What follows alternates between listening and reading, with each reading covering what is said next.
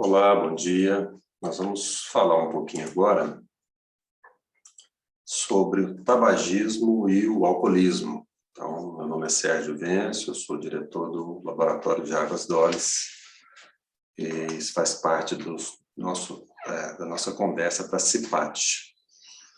Bom, dia 31 de maio é o Dia Mundial Sem Tabagismo e por que foi criado isso, né? Porque a gente sabe que existe um custo muito grande para o tratamento do tabagismo, que o tabagismo é uma intoxicação causada por abuso de tabaco. O tabaco, mais conhecido como fumo enrolado em papel muito fino, é chamado de cigarro. Os fumantes, eles têm uma baixa expectativa de vida, em geral morrem 10 anos mais cedo. Isso ocorre porque o cigarro ele é responsável por 80 mil mortes por ano no Brasil. 25% das mortes causadas são por infarto do miocárdio. 45% das mortes causadas por doença das coronárias, as artérias que irrigam o coração. E 85% das mortes relacionadas ao cigarro também estão relacionadas com bronquite e enfisema, que são inflamações crônicas que ocorrem no pulmão. 90% dos casos de câncer de pulmão e 30% das mortes decorrentes de outros tipos de câncer, como eu vou mostrar aqui para vocês. Além disso, 25% de todas as doenças vasculares, que acometem os vasos estão relacionadas com o cigarro. Então, é realmente uma doença muito complicada. E quando a gente fala doença, doença mesmo. O tabagismo ele está classificado, no CID, no Código Internacional de Doença, como transtorno mental e comportamentais devidos ao uso de fumo, uso nocivo para a saúde. É uma doença pediátrica, 85% dos tabagistas começam a fumar antes dos 16 anos de idade. É uma doença crônica, então causa dependência. 80% dos tabagistas querem parar de fumar, mas somente 3% conseguem parar a cada ano. É uma doença transmissível por uma série de fatores, Hoje tem menos propaganda, mas antigamente era muito comum que a gente visse esse tipo de propaganda. Hoje é mais feito com o marketing de influência das celebridades, que eventualmente aparecem fumando e ganham milhões por conta disso. E as pessoas acham bonito e querem fumar também. Obviamente, é uma doença contagiosa, como a gente vai ver mais para frente, ao falarmos do fumo passivo, que é quase um ato de covardia com a outra pessoa que não fuma ou não quer fumar. Então, o fumo passivo ele é responsável por um aumento de 30% no risco de câncer de pulmão de pessoas que não fumam, mas convivem com fumantes. Qual é o número que nós temos hoje? No planeta, 1 bilhão e 500 milhões de pessoas, mais ou menos a população da China, fuma, 65% homens, 35% mulheres. Estima-se que o tabagismo seja responsável por quase 5 milhões de mortes anuais. Então, 10 mil mortes por dia, realmente a gente está falando aqui de uma coisa absurda, E é, sem dúvida nenhuma, a principal causa de morte evitável no mundo. Se ninguém fumasse, a gente estaria evitando 5 milhões de mortes por ano. Quando a gente olha esses dados nos Estados Unidos, as 4 doenças que mais matam nos Estados Unidos, desde 2000, elas estão completamente relacionadas ao cigarro. Doença cardíaca, câncer, o derrame, o AVC, e a doença respiratória crônica, que é o DPOC. O tabagismo é a principal causa de morte nos Estados Unidos, isoladamente, e isso é muito sério. E quando a gente vai analisar o cigarro, porque, obviamente, ele não é só o tabaco enrolado num papelzinho, ele tem ali formol, naftalina, acetona, amônia, fósforo, terebentina, que é uma coisa que a gente nunca usaria e colocaria no nosso corpo, mas aceita ingerir isso quando fuma. Então, o alcatrão, que faz parte ali das mais de 1.000 substâncias presentes no cigarro, é um composto que ele mesmo tem 40 substâncias comprovadamente cancerígenas, entre elas o arsênio e o níquel. A nicotina, que é uma dessas drogas presentes ali no cigarro, não é a única.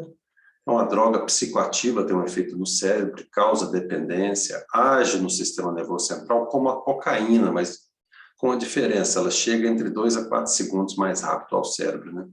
Por isso o tabagismo é classificado dentro do grupo das substâncias psicoativas, que causam transtornos mentais e de comportamento. A gente considera como tabagista pesado aquela pessoa que fuma mais de 2 maços por dia. Esse tipo de tabagismo, ele diminui aí, né, ele aumenta em 30 vezes o risco de câncer de pulmão. Então tem 30 vezes mais chance de ter câncer de pulmão do que aquela pessoa que não fuma. E aí, voltando um pouquinho em relação ao fumante passivo, porque isso é muito importante, né? Na relação da fumaça, dos derivados do tabaco, ele faz muito mal às pessoas que não fumam também, porque elas acabam fumando sem o filtro, que na verdade não protege tanto assim, mais lenda. E a fumaça dos derivados do tabaco é o maior responsável pela poluição em ambientes fechados. Em média, esse ar poluído contém 3 vezes mais nicotina, monóxido de carbono e 50 vezes mais substâncias cancerígenas. É por isso que hoje é proibido fumar em ambientes fechados. Aqui no lado esquerdo a gente vê um pulmão normal, né, de uma pessoa não fumante, e aqui o pulmão de um fumante, como ele vai ficando inchado, porque né, vai dando esse TPOC, essa doença pulmonar obstrutiva, e todo cheio de fumaça, né, que pode se transformar em câncer depois. Alguns tipos de câncer provocado pelo cigarro, não é só de pulmão, a gente tem câncer na língua, câncer no lábio, câncer de garganta, câncer de nariz. Então pensa bem, se até o Wolverine teve câncer de nariz, vai você fumar e ver se não vai ter, né? Câncer de estômago, mas também úlcera e gastrite, né, muito comum com quem fuma, porque obviamente essa fumaça ela não vai toda só para o pulmão, uma parte dela é deglutida. Doença gengival, isso aqui é de um adolescente, né, que fumava 3 maços de cigarro por dia. Catarata, aumenta o risco, né, de opacificar o cristalino, essa lente aqui no meio do olho. E uma parte que quer cuidado especial diz respeito ao tabagismo e gravidez. Realmente, para além dos riscos que a gente conhece muito bem, como aumento de certos cânceres e doença cardíaca, as mulheres grávidas elas correm risco de contaminar o leite materno, maior tendência a ter enjoos matinais, partos prematuros ou natimortos, com crianças que nascem com defeitos congênitos, defeitos cardíacos, desenvolvimento de asma. Todas essas malformações aqui estão presentes, ou podem estar presentes, quando a mulher fuma durante a gestação. Então, isso é uma grande contraindicação. E, obviamente, uma coisa que preocupa muito é a questão da impotência sexual relacionada ao cigarro, que é muito presente. Uma matemática simples para encerrar parte do tabagismo, a gente falar um pouquinho sobre o álcool. Um cigarro é igual a 11 minutos a menos de vida. Um cigarro. Uma carteira, 3 horas e meia. Uma carteira por dia durante 10 anos, nós estamos falando aí de 13 mil horas ou 547 dias a menos. Muito bem. Vamos falar um pouquinho do alcoolismo, né, que também é uma questão muito complicada na nossa população.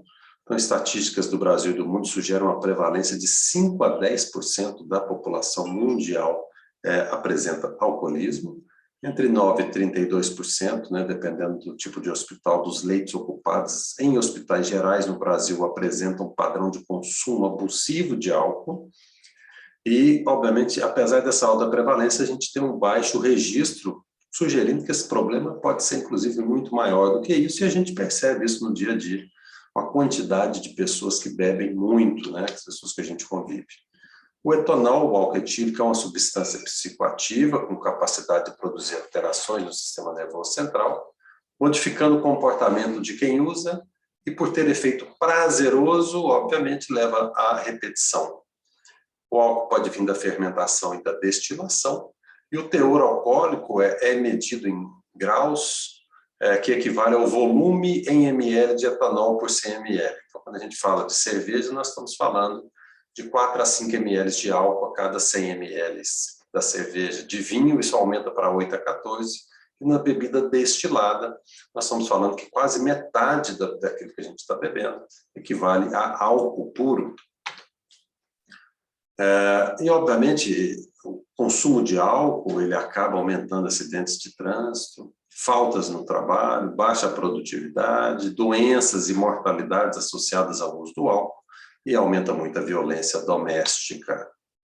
Então, existe uma contraindicação de bebida para indivíduos que manejam veículos ou máquinas industriais, gestantes, principalmente no primeiro trimestre, mulheres em fase de aleitamento, crianças, obviamente, e pacientes com uso de determinadas medicações que têm efeito sobre o sistema nervoso central. Então, é importante respeitar isso. A Organização Mundial de Saúde, ela classifica, né, quem ingere bebida alcoólica como o bebedor esporádico, que é qualquer consumo de álcool eventual, que não interfira nas suas relações de vida, é a pessoa que bebe de vez em quando. O bebedor problema, que caracteriza-se por um padrão mal adaptado do uso de álcool, manifestado por um ou mais dos seguintes critérios aqui, em pelo menos um ano. Uso recorrente do álcool, resultando em fracasso em cumprir obrigações importantes relativas à vida profissional, e uso recorrente do álcool em situações onde há perigo físico, problemas legais relacionados ao uso de bebida ou ausência de critérios para definir dependência. E o terceiro critério aí, né, o terceiro grupo seriam os dependentes do álcool mesmo, os alcoólatras, os alcoolistas. Eles têm uma tolerância aumentada, ou seja, o álcool para de fazer efeito, quando para tem síndrome de abstinência, o uso do álcool em quantidades maiores e por tempo maior que o desejado, e tem um desejo persistente, mal sucedido, de reduzir ou controlar a bebida, aquela que a pessoa toda semana fala que vai parar e nunca consegue. Gasto de tempo excessivo para obtenção e recuperação dos efeitos, vive de ressaca, né?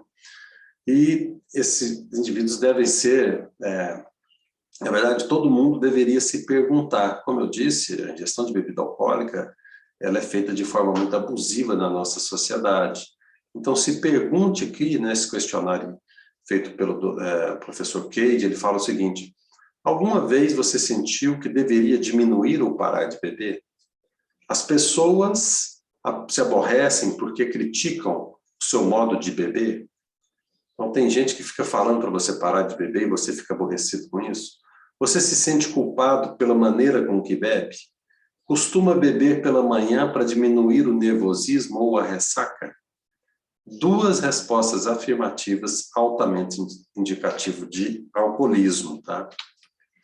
Eu trouxe aqui um exemplo do que significa, em termos de gramas, né? Cada bebida alcoólica, uma lata de cerveja tem 17 gramas de álcool, um copo de chopp 10 gramas, uma taça de vinho 10, uma dose de destilado 25 gramas. E, obviamente, se a pessoa que está tomando ali 2 latas de cerveja, 2 taças de vinho, 1 uísque, sente um relaxamento, 3, estado de euforia, 5 latas de cerveja, séria alteração dos reflexos, e 7, confusão mental, vertigens e visão dupla. E existe também o critério da quantidade de álcool para identificar os bebedores excessivos. Então, segundo a OMS, o consumo máximo de álcool por semana é de 21 unidades para homens e 14 unidades para mulheres. Então, por exemplo, um cálice de vinho dá 1 unidade, uma cerveja, 1,7, o destilado, 2.